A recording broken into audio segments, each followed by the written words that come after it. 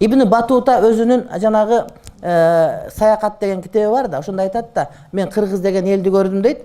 Эки нерсе жазган. Биринчиси булар аттын үстүнө четкен дейт. Экинчиси аялдардын бети ачык экен.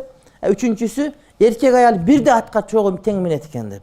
Атка мингенде эркек аял айырма болбойт экен. Кадимки атка минип чаап ушинтип жүрө беришет экен.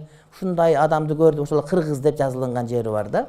Ошондо ушундай көргөн экен. Ошондо деле чачын көрдүм дептир, бетин көрдүм дептир. Демек, жолук салынышкан экен да, элече кийген экен бардыгы. Курманжан жаткан мисалында.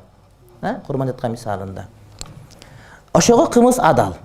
Бирок кымызды аны кошуп, муну кошуп отуруп, анан арак айландырып жиберсе, ал арам болот. Мас кыла турганга деңгээлге жетип калса, бул арам, ал уже кымыз эмес. Ага деген куйрук кошуп, анан нават кошуп, анан эритип дагы бир неке кылып чыгарып отуруп, арамга айланып кетсе болбойт.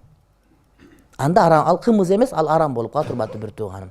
А бирок кымыздын өзү ичкенде ал кымыз жакшы, эч кандай да проблема жок. Эти дагы жакшы, башкасы жакшы. Эң эле кызык ошо кымыз ичпейт дегендер чучук казы карта жеп жүрө беришет. Таң кала берем, я Алла. Эмне жеп атасың муну десең, бул мазза. Мазза болсо мазза, кымызычы десең, о болбойт. Жок, андай эмес. Өкүм бардыгы бирдей, урматтуу бир тууганым. Кымыз мына ушундай.